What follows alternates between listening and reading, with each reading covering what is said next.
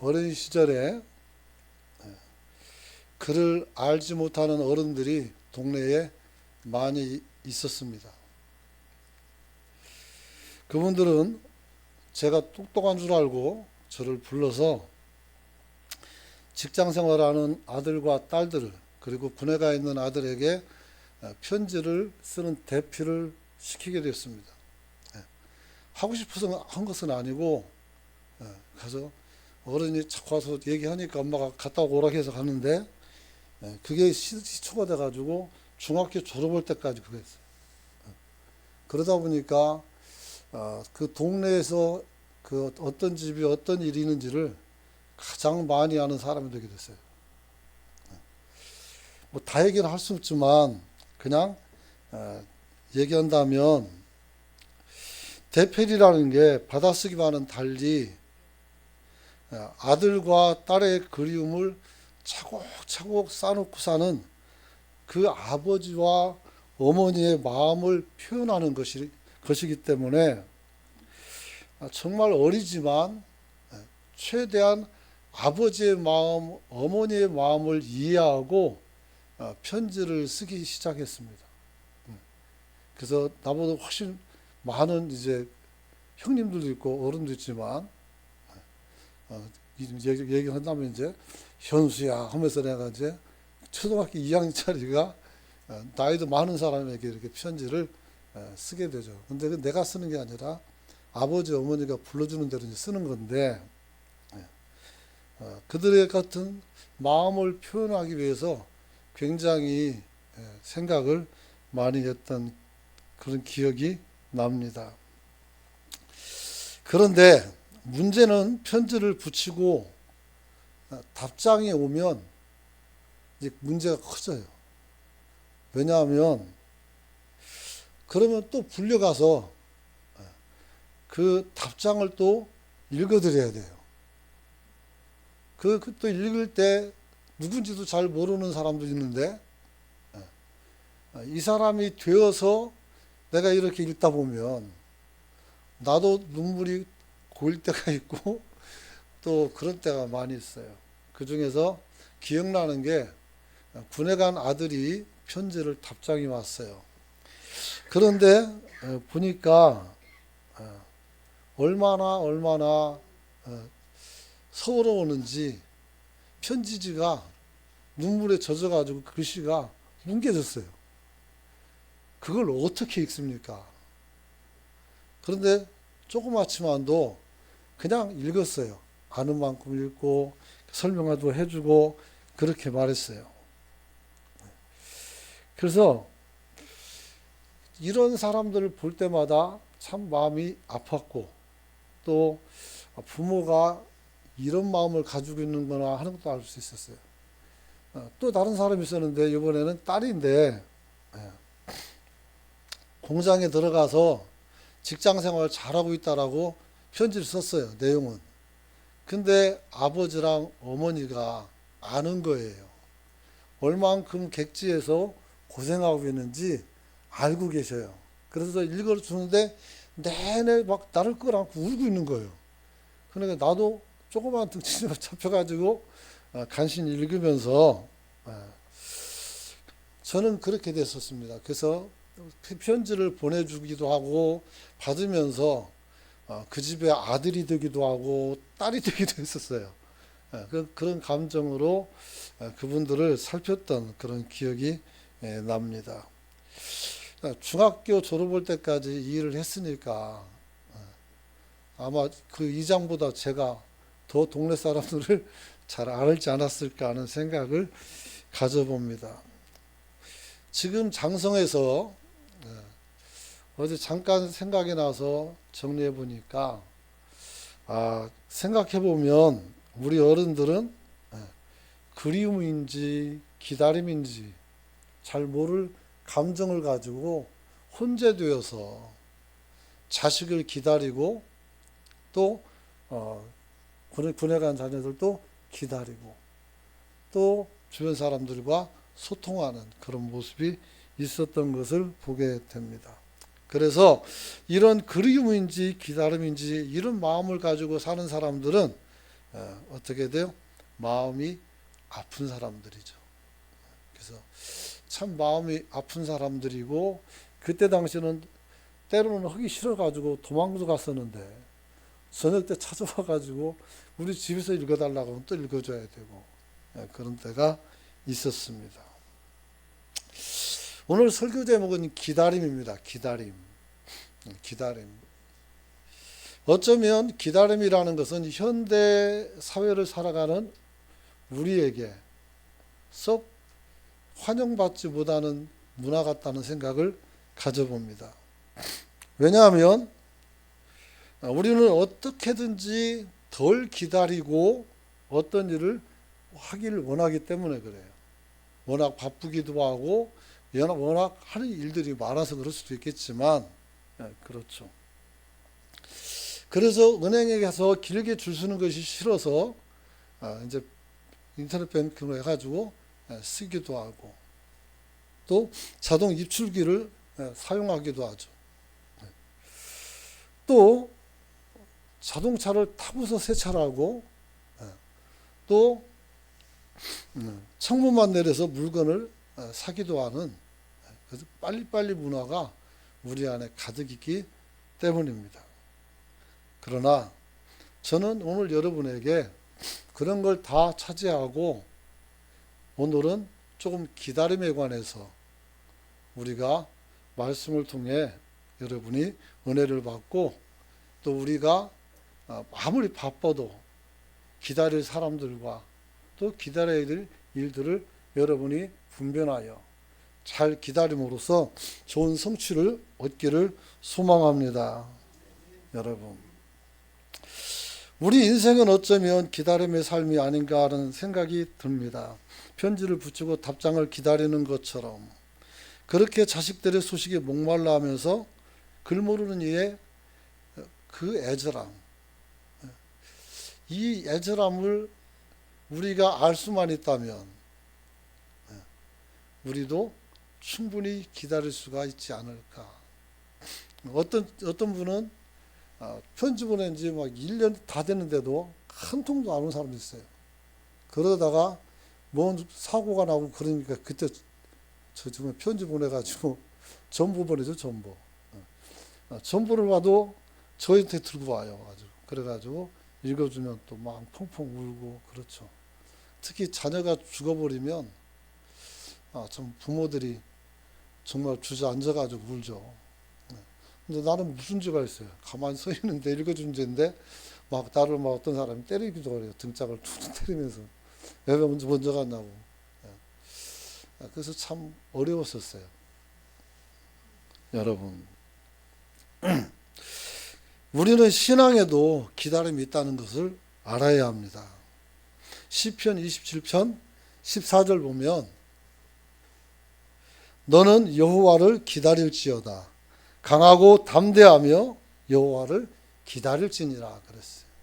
한번 읽어봅시다. 떴으니까 시작. 여호와를 기다릴지니라. 여러분, 하나님을 기다린다는 말은 그렇게 멋들어진 말은 아닙니다. 하나님께서 우리 기도를 들으셨고 약속을 주신 것은 알지만 다음 순간 하나님이 행동하실 때까지 우리는 기다려야 돼요. 그래서 그런 상태가 되면 어떤 모습이 있냐면 진공 같은 느낌, 그런 게 아무것도 없는 느낌, 그런 게 들면서 어떻게 돼요? 뭐라고 표현할 수 없는 하나님의 침묵이 느껴져요. 그래서 그 기다림, 그 시간 동안에 뭔가 아무것도 없어요. 그 응답이 오기까지. 그래서 굉장히 어려운, 또 굉장히 고단한 시간을 보낼 수도 있다. 이렇게 이야기할 수가 있는 것입니다.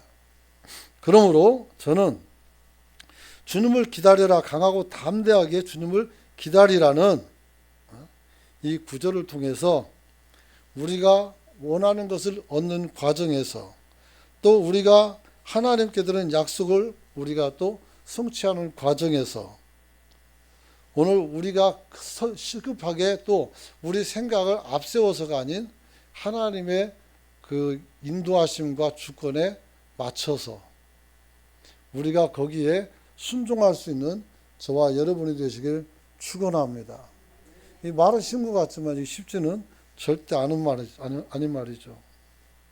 그래서 우리가 결과에만 집중하고 그 침묵의 시간을 하나님 앞에서 견디지 못하면 하나님이 큰 복을 주지만 그것을 놓칠 수밖에 없는 거예요.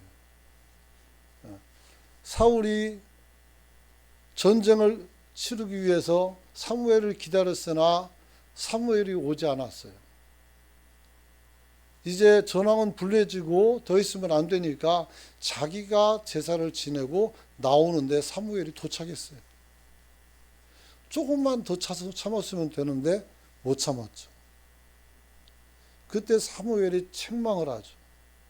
하나님은 제사보다 순종을 더 귀히 여긴다 그랬어요.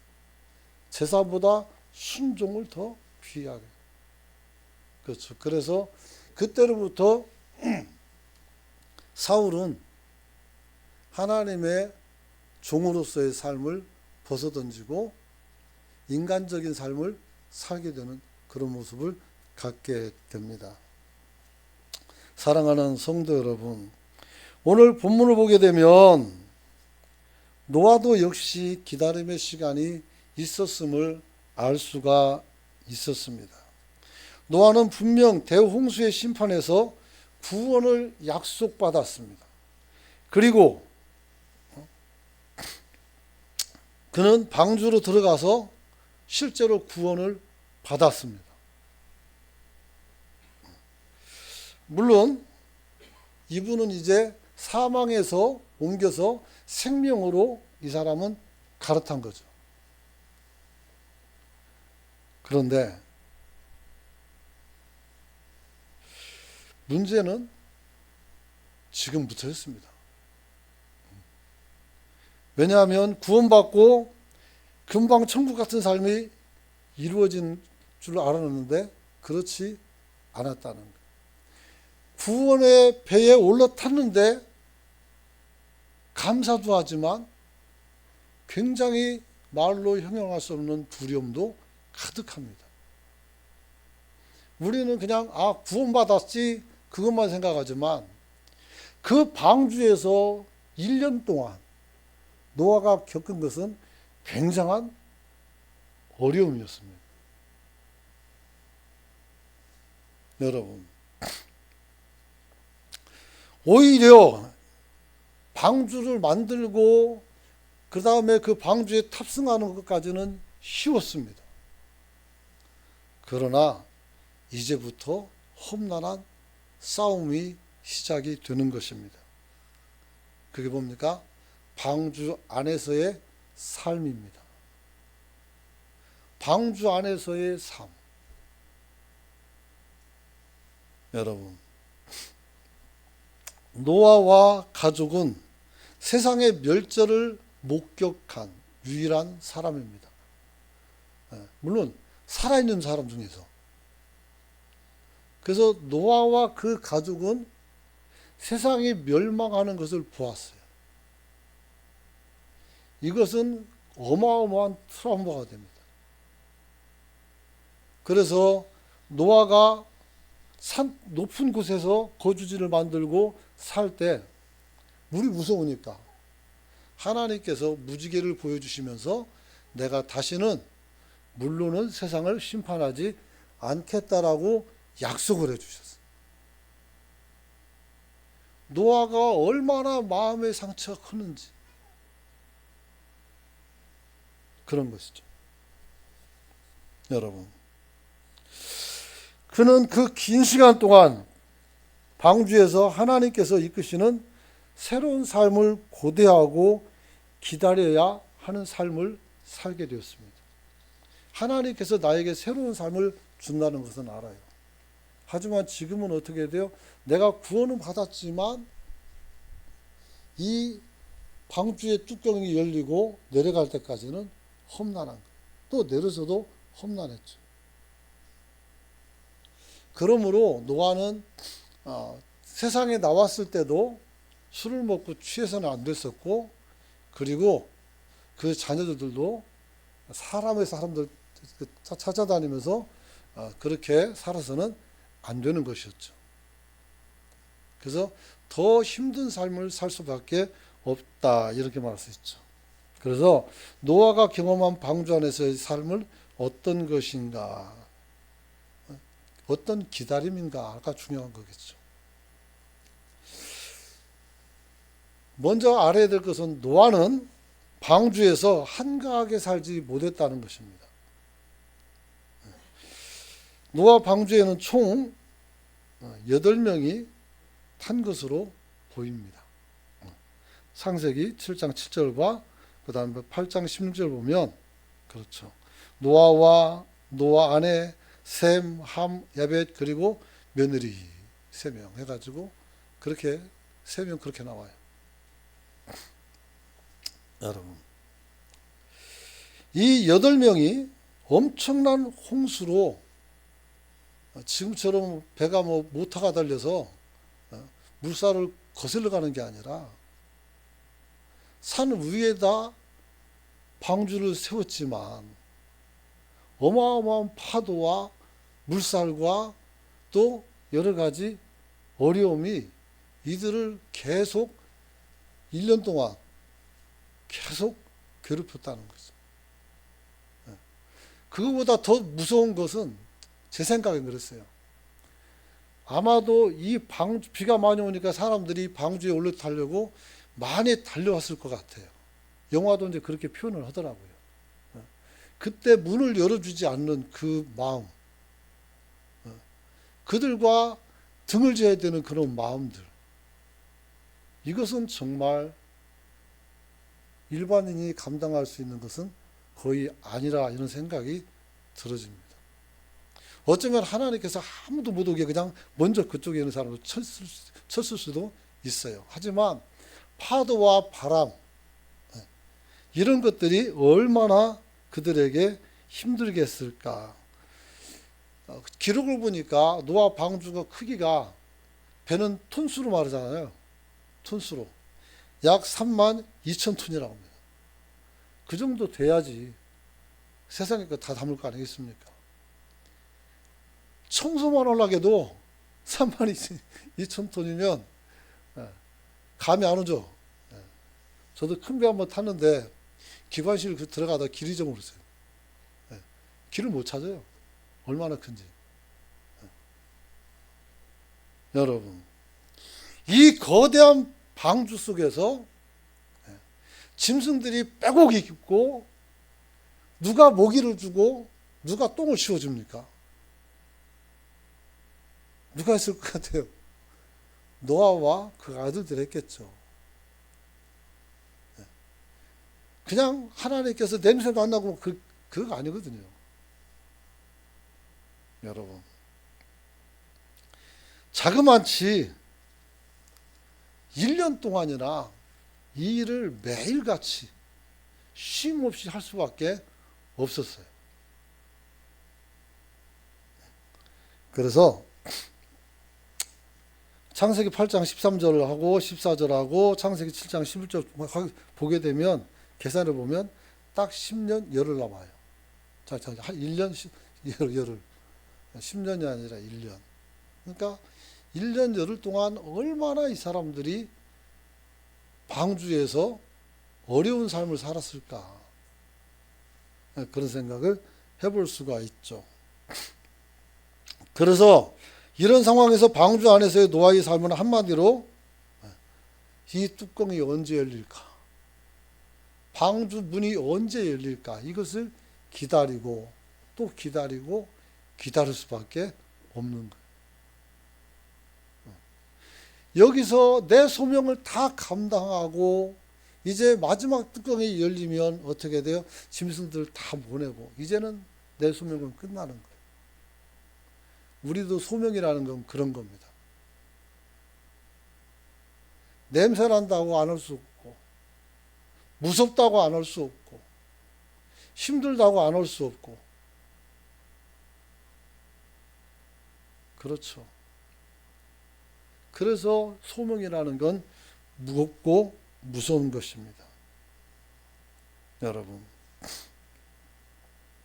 그래서 오늘 노아는 이제 물이 마르기를 기다렸다가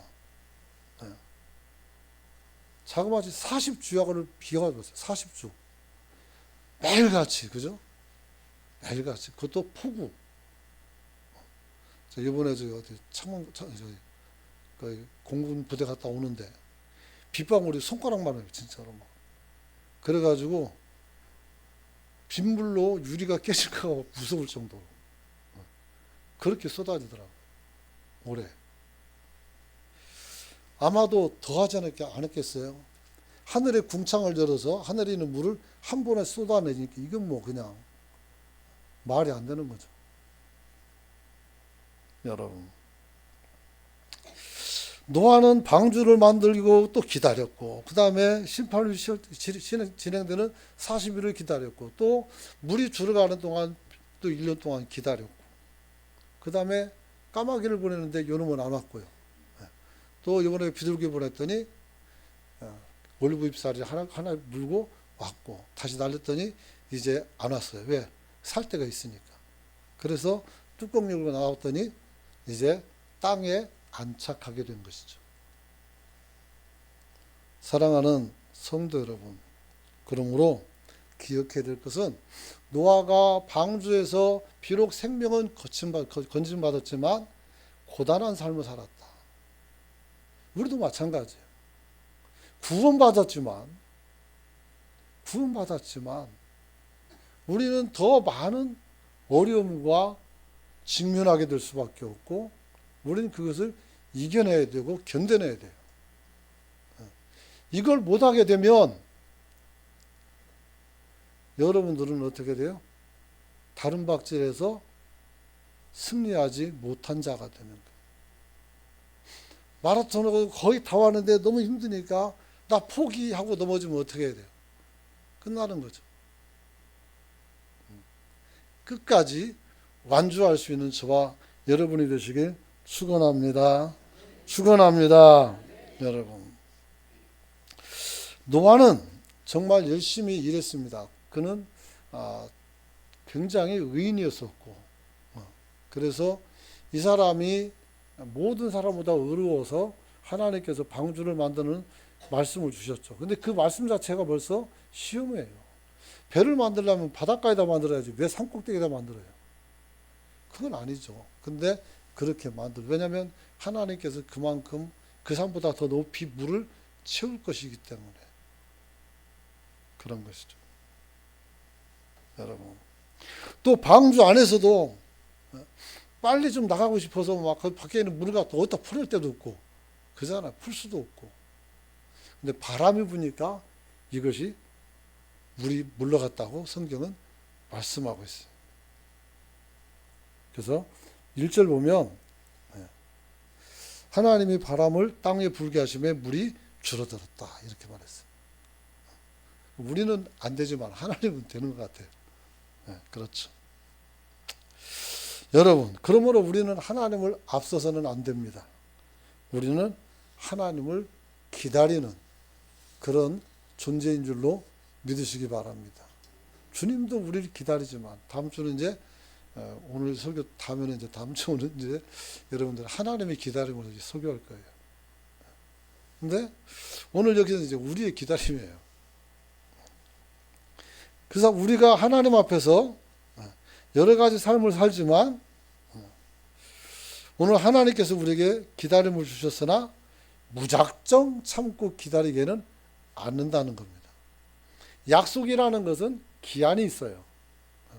무진장하게 막 이렇게 하는 거 없어요. 그래서 모든 약속이라는 것은 거기에 대한 여러 가지 조항이 있을 수 있죠. 우리에게 주신 하나님의 재림의 약속은 뭡니까? 주님이 내가 다시 돌아오리라는 약속을 주셨어요. 그리고 때와 시간은 알려주지는 않았지만 우리는 그런 때가 있다는 것, 주님이 돌아오시는 때가 있다는 것을 알고 있죠. 그래서 우리는 그때를 생각하며 오늘을 살아가는 거예요. 여러분,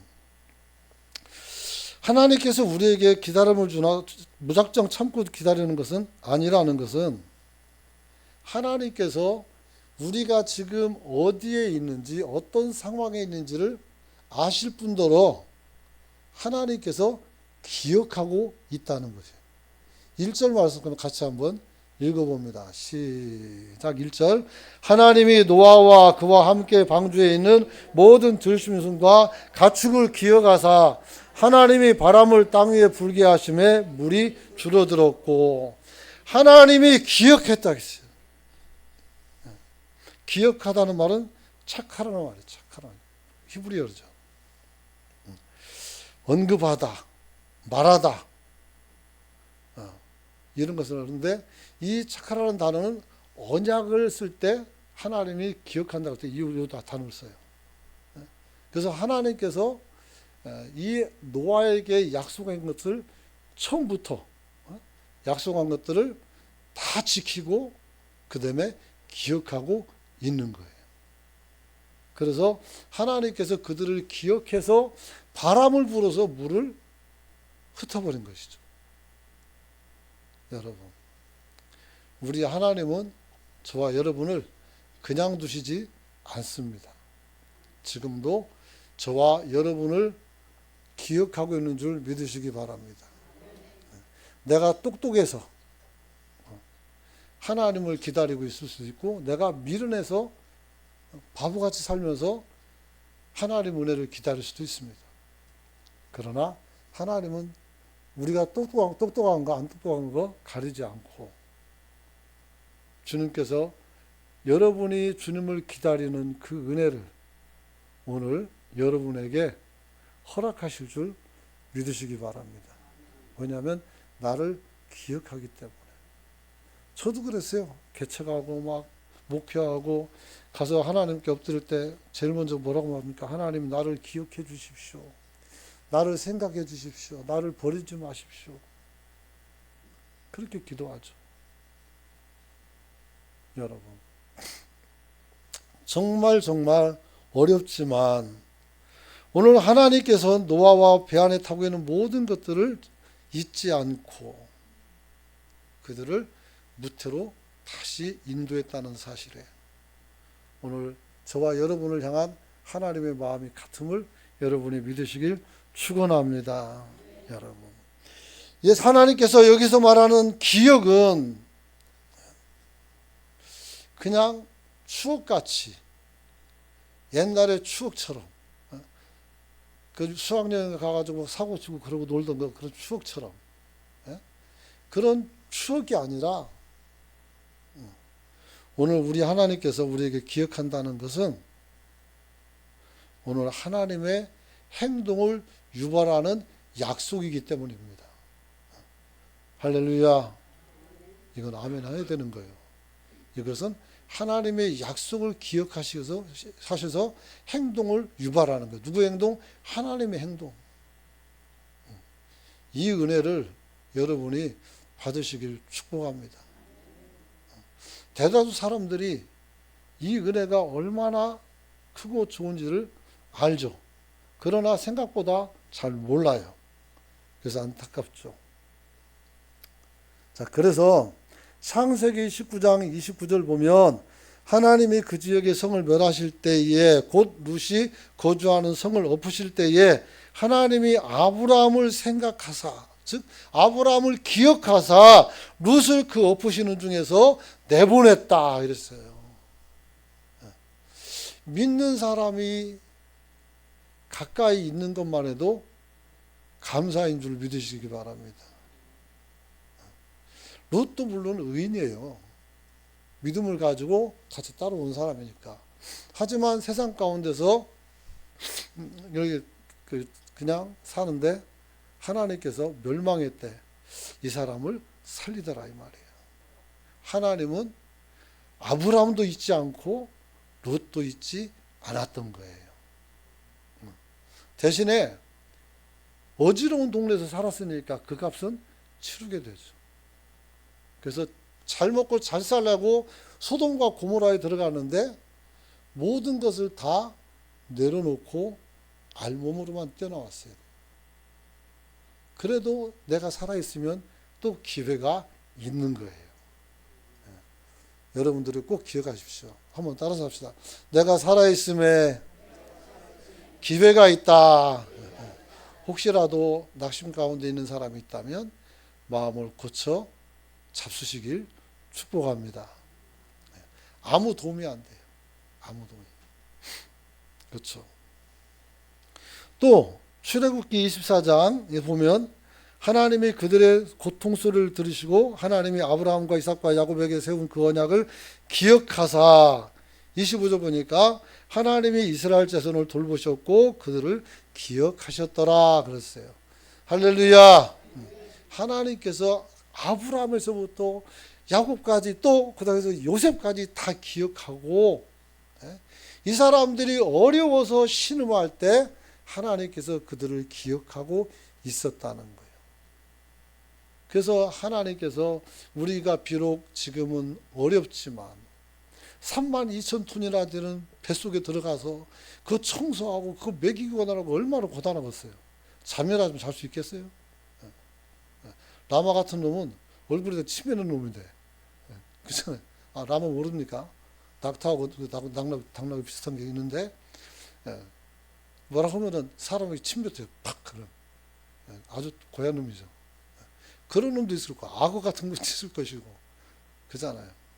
하나님께서 그들을 이제 살폈기 때문에 크게 해는 끼치지 않았겠지만 먹고 사는 건 있어야 되잖아요. 어렵죠. 그렇죠. 그래서 노아와 그 가족들은 이제 40주야를 견디면서 많은 사람들의 죽음의 소리를 들었고 그 다음에 여러 가지로 어려운 일들이 가장 있었지만 하나님이 나를 기억하고 있지 않았다는 사실을 믿어야 돼요. 믿어요. 확인할 수는 없어요. 그러나 나중에 결과를 보면 아 그러셨구나 하는 것을 알 수가 있는 것입니다. 마찬가지로 하나님께서 여러분 앞에서 어떤 역사와 일을 일으키길 원한다면 기다릴 수 있기를 축원합니다. 기다리세요. 기다려. 우리를 잊지 않고 반드시 역사하실 하나님을 기도하시며 기다리시기 바랍니다. 그래서 우리에게 성령의 바람이 불고 기적의 바람이 불고 우리 문제와 우리 삶이 해소되고 우리가 더 복된 모습으로 살 수 있는 그런 날이 오기를 소망합니다. 여러분. 그런데 한 가지 여러분들에게 더 말씀드릴 것은 주님은 우리에게 하나님의 때를 다시 한번 기다리라고 말씀하는 겁니다. 기다림 없이는 하나님의 사랑을 체험할 수가 없습니다. 기다릴 줄 모르는 사람은 하나님의 복을 누릴 수도 없습니다. 모든 믿음의 위인들은 기다림을 잘했어요. 아브라함도 그 다음에 다윗도 또 다른 많은 사람들도 기다렸어요. 엘리야도 기다렸어요. 그래서 과부집 가가지고 아들과 밥 먹고 죽으려고 했는데 그걸 계속 뺏어 먹으면서 계속 기다렸던 거예요. 그리고 때가 될 때 하나님께서 그를 사용해서 하늘에서 불을 내리는 일을 이루신 줄 믿으시기 바랍니다. 그런데 이런 얘기는 믿는 사람 말고도 믿지 않는 사람들도 얘기를 잘해요. 때를 기다리라 얘기합니다. 때를 기다리라. 이 사람들도 알고 있는 거예요. 저와 여러분들이 주님 앞에 기다릴 수 있는 저와 여러분이 되시길 축원합니다. 여러분. 그래서 이제 노아와 그 가족은 세상의 멸망을 겪었고 또 방주 안에서 갇혀 있었지만 사실은 굉장히 안전한 곳이죠. 제일 안전한 곳이고 그렇죠. 하지만 거기서 삶도 편치는 않았다는 걸 우리가 알 수가 있죠. 그래서 여기서 언제쯤 벗어날 수 있을까? 우리도 그러잖아요. 어려울 때마다 사람들이 그렇게 저한테 말했어요. 예수님 빨리 오셨으면 좋겠다. 그럼 나는 지금 좋은데 왜? 이럴 수도 있지만 어쨌든 빨리 왔으면 좋겠다. 이런 말들을 하는 것이죠. 왜 그럴까요? 어렵거든요. 어려워요. 그래서 고생과 모든 것을 다 끝내고 우리가 하나님 앞으로 갈 때를 기다릴 수 있는 저와 여러분이 되시길 축원합니다. 축원합니다. 여러분. 그래서 우리에게도 어떻게 돼요? 하나님의 은혜가 넘쳐날 수 있기를 소망합니다.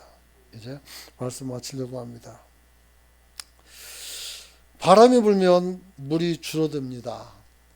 바람은 푸니마라고 합니다. 영혼이라고도 하고 어떤 사람들이 성경에서는 또 성령이라 이렇게 말하기도 합니다. 그래서 교회에서는 성령의 바람이 불어야 합니다. 여러분 안에 마음 안에 하나님의 영의 바람이 들어와서 여러분들이 주님 앞에 복된 삶으로 세워지는 저와 여러분이 되시길 축원합니다. 바람이 루하우입니다. 푸니마는 영이고 르하우 잘못 말했습니다. 그래서 오늘 하나님께서 새로운 바람을 불 때 다시 재창조가 일어나고 우리의 인생은 새로운 인생을 살 수가 있게 되는 것입니다.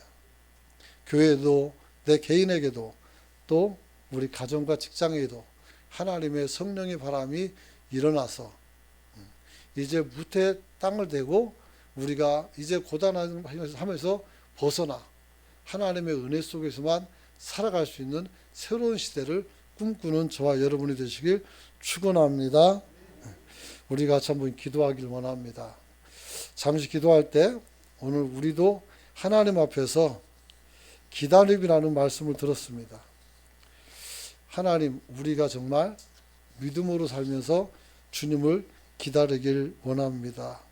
노아가 그 대홍수 속에서 지속적으로 하나님의 역사를 함께 이루면서도 늘 마지막 이제 홍수 끝 그리고 새로운 시대를 기다린 것처럼 우리도 영원한 생명을 통해서 우리가 돌아갈 하나님 나라도 기다리지만 또 우리가 우리 자녀 그리고 우리 가족들 그리고 내 삶 속에서 해야 될 일들이 있고 목적이 있다면 하나님 앞에 믿음을 가지고 기다리고 하나님은 나를 잊지 않고 있다는 것을 여러분이 받아들이고 믿고 내가 주님 앞에서 외치고 또 복되게 계속 도전할 수 있는 그런 삶이 되게 달라고 주의 주고 통성으로 기도합니다.